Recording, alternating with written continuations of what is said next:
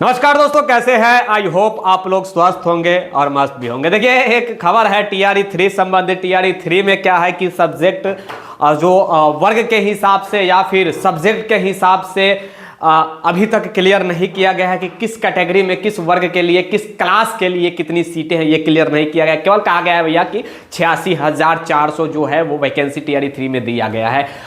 इसके बारे में हम थोड़ा सा बात करेंगे। और जो जिनका मैक्सिमम एज है वो तो आउट ही हो गए हैं, एनआईएस वाले आउट हो गए हैं, तो डीएलएड वालों के लिए तो अब एक बिग अपॉर्चुनिटी है। साथ ही बीएड वालों के लिए भी बिग अपॉर्चुनिटी है। इन तमाम मुद्दों के ऊपर हम बात करेंगे। और देख लीजिए, ये जो शिक्षकों की जो बहालियां है, इसमें जो नियोजित शिक्षक है इनसे कुछ कड़ी जुड़ रहा है। अब इसलिए मैं बोल रहा हूं क्योंकि नियोजित शिक्षक और बीपीएससी टीआरई 1 और टीआरई 2 में हुआ है, उन तमाम लोगों के लिए एक डेट भी अनाउंसमेंट किया गया है। अब कब से कब वेतन मिलेगा, इन तमाम मुद्दों के ऊपर बात करें। मेरा नाम है विक्की गोयल और आप देख रहे हैं the times of Bharat. Video को लाइक, शेयर और सब्सक्राइब अवश्य कर दीजिएगा।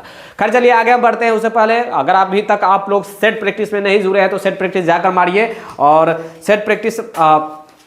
सेट प्रैक्टिस जो है वो मारते रहिए आप लोग। सेट प्रैक्टिस से क्या होगा कि आपकी जो है टाइमिंग मैनेजमेंट जो है वो काफी अच्छी होगी। तो जाकर सेट प्रैक्टिस आप लोग मारिए दिन रात। मैं डिस्क्रिप्शन में लिंक दे दूंगा, वो भी मारिए। और सेट प्रैक्टिस से आप लोग अपने तैयारी की को नया आयाम दीजिए। ओके, देखिए 86,400 जो वैकेंसी जो आई है टीआरई 3 का, ये वैकेंसी अभी मतलब कि मार्च से अप्रैल होते होते मतलब ये क्लियर हो जाएगा। मतलब मार्च अप्रैल होते होते उसके बाद अगस्त में आनी है फिर से 1 लाख वैकेंसी। मेरा कहने का मतलब भाई ये है कि ये जो शिक्षकों की जो बहालियां है, इसमें जो मैक्सिमम आयु जो वाले हैं वो आउट हो गए हैं।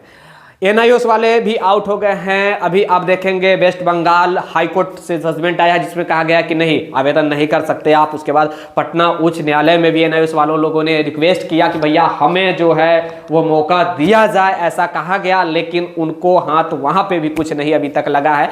तो एनआईओएस वाले आउट, बीएड वाले भी प्राइमरी से आउट, साथ ही ये जो है मैक्सिमम एज वाले भी आउट। उनके लिए भी कुछ अभी तक नहीं किया गया है। कम से कम पिछले बहाली में तो 10 साल दिया गया था, इस बहाली में 1 साल भी नहीं दिया गया। 10 साल तो खैर दूर की बात है। तो डीएलएड वाले के लिए एक बिग अपॉर्चुनिटी, 28,000 सीट आया है। इस 28,000 सीट में डीएलएड तमाम लोगों को हो जाएगा। खासकर मैं बिहार के कैंडिडेट के कहना चाहूंगा, क्योंकि 75-25 की रेशियो जो दिया गया, 100 में से 75 केवल बिहार के स्टूडेंट को ही है, यानी कि 75:25 की रेशियो दिया गया। प्रथम बात।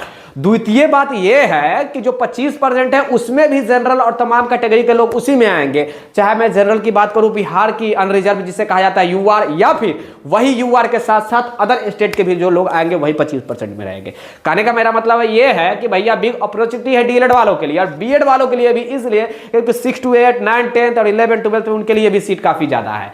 मेरा कहने का मतलब बस यही है कि गवर्नमेंट जो है वो एक डेट निर्धारित की है कि अब प्रत्येक 1 तारीख को वेतन आप लोग को दे दिया जाएगा। 6 लाख शिक्षकों को अब जो है वेतन हर 1 तारीख को मिलेगा। अभी लगभग बिहार में 6 लाख टीचर हैं टोटल अगर आप मिलाएंगे, क्योंकि 3,50,000 नियोजित शिक्षक थे। उसके बाद टीआरई 1, 2 के द्वारा जो बने हैं तमाम जोड़ जाड़ कर अगर आप देखेंगे तो बिहार में सबसे अधिक संख्या में अगर नौकरशाही देखा जाए, कर्मचारी देखा जाए, तो शिक्षकों की तादाद है। शिक्षक की तादाद आप देखेंगे तो 6 लाख केवल बिहार में। अब 6 लाख शिक्षकों को प्रत्येक महीने के 1 तारीख को वेतन मिल जाएगा। अभी 84,000 फिर से होगा, 86,000 होगा, उसके बाद और होगा।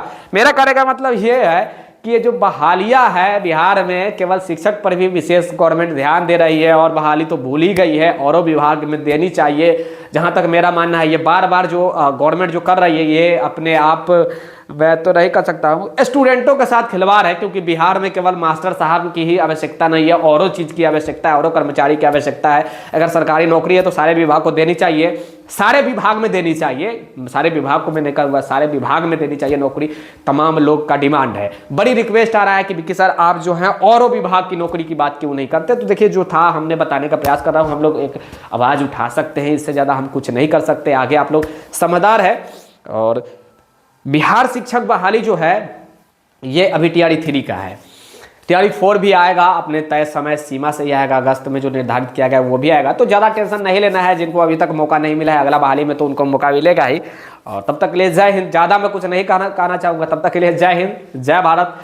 वीडियो को लाइक जरूर कर दीजिएगा, शेयर कर दीजिएगा और सब्सक्राइब करके भी जुड़ जाइएगा। जो भी जैसे जैसे जानकारी आता है, छोटा से छोटा भी जानकारी आप लोगों के बीच में देने का प्रयास करता हूँ। तब तक के लिए जय हिंद, जय भारत, धन्यवाद, have a nice day, take care, bye bye.